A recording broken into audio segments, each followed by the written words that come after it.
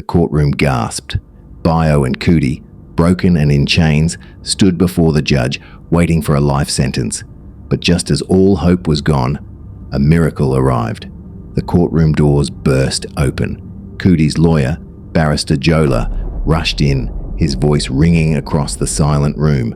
"Objection, my lord, objection! The prosecution is holding back the truth. This is not theft or assault. It is pure obsession against our clients." The judge, stern and suspicious, allowed the lawyer to proceed. Barrister Jola projected the evidence onto the screen. The court gasped in horror. Bayo and Kudi, chained in the dock, were frozen. They saw the footage, the hard drive Kudi had downloaded, the evidence they thought was smashed and lost forever. A wave of confusion and great hope washed over them. Kudi looked at Bayo, tears streaming, whispering, "It went through. My love, it went through." There, plain for everyone to see, were Olivia's threatening messages to Bayo and the video footage showing her putting the president's cash into Bayo's pocket. The worst evidence was the video of Olivia violently smashing Kudi's phone, the real reason for Kudi's arrest. The truth, like oil, finally came to the top. The judge was horrified. "Ms. Olivia, the truth always wins. Your actions are a criminal plot." Olivia tried to run, but a court officer grabbed her. The judge banged his gavel. "I order Ms. Olivia to be taken into custody immediately. Case dismissed against Mr. Bayo and Ms. Kudi, effective immediately." Bayo and Kudi, side by side in the dock, gripped each other's hands so tightly they were shaking with relief. Tears rolled down their faces as the chains fell away. They had survived the worst. The path of evil is always short. Olivia, the privileged daughter of power, saw her luxury life replaced by cold, iron prison bars. Stripped of her luxuries and her lies, she was finally alone with the bitter realization of what her cruel obsession had cost. Not just Bayo and Kudi, but the very soul she thought she possessed. For the first time, the tears that fell were not of drama or manipulation, but of true, agonizing regret. The couple was free, but the shadows of power remained. The president, devastated and ashamed, called them to the presidential villa. They were ushered into an office heavy with expensive wood and power, a clear symbol of the life Olivia was trying to buy. "Mr. Bayo, Kudi, I stand here as a father who failed."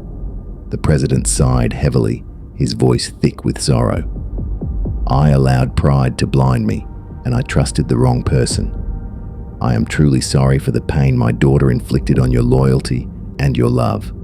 He gave them a huge amount of money, a sum large enough to start a new life, and promoted Bayo to a high director position, complete with a new official residence. The president was trying to use money to smooth over the crime. An old proverb says, "The axe forgets, but the tree remembers." "I know you will never forget this pain," the president said. "But please, let this money be a way for you to heal and start a fresh, peaceful life. I give you my word that this chapter is closed." Bayo and Kudi accepted the money, not as payment, but as a promise from him to uphold the truth. They were safe, but their battle had just begun. It took less than a week for the president's influence to secure Olivia's release. She was back, operating with the cold fury of a wounded animal. Her obsession changed from using violence to using money to hurt them, planning a money trap that Bayo couldn't possibly resist. First, in the deep-tinted silence of her luxury car, Olivia spent hours on the phone dictating terms to her private bankers. Her voice was ice. She was arranging complex, secret investment strategies, routing massive amounts of money to Bayo's former accounts. Her plan was careful. Bury him in so much wealth, he wouldn't know where the next temptation came from. Next, in a high-security, gold-plated private bank office, she signed document after document, legally binding Bayo to investment portfolios worth millions, all presented as gifts from an unknown person. The bankers, fearful of the president's daughter, executed every transaction without question. Finally, she appeared at the city's most prestigious car plaza. She did not buy one car.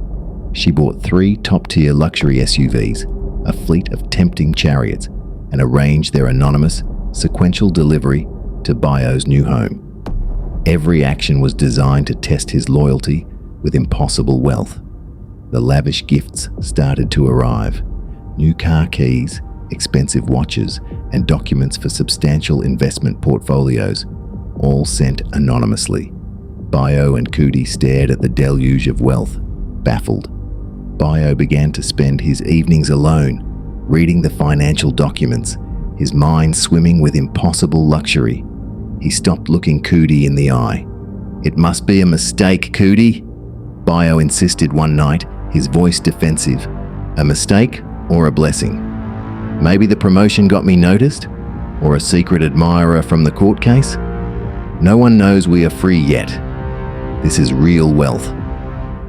Bayo was now neglectful, spending days trying to contact the anonymous senders, lost in the possibility of becoming an instant multimillionaire.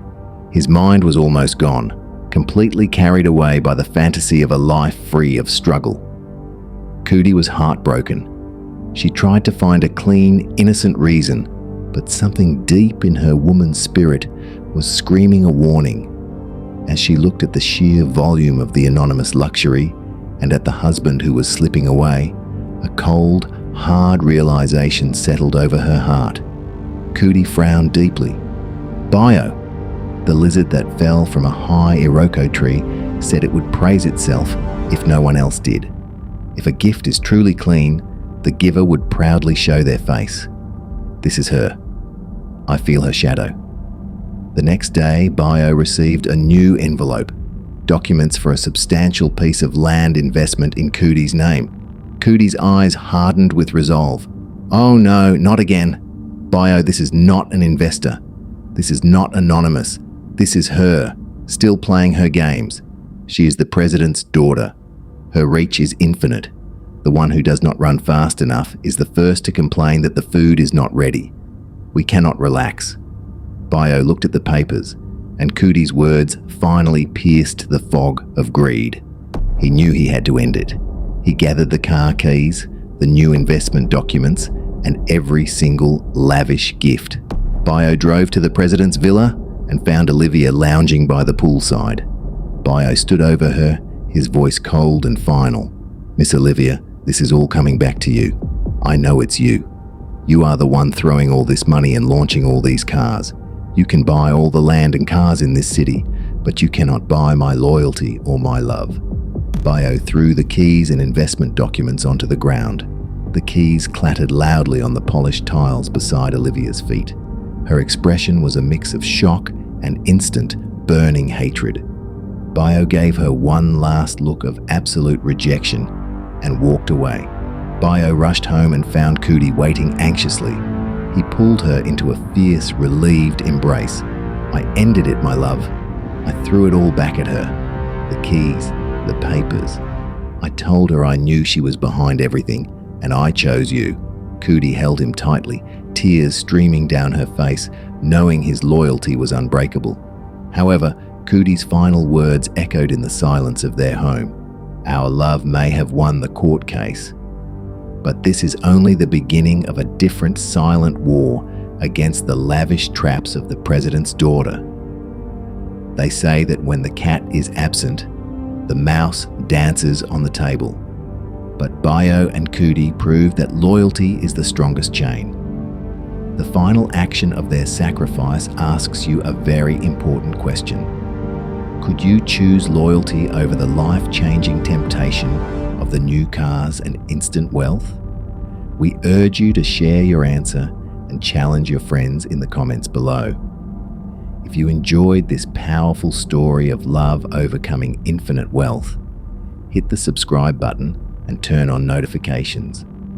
You will be the first to be notified when we upload our next video in the dramatic saga. Thanks for watching and stay blessed.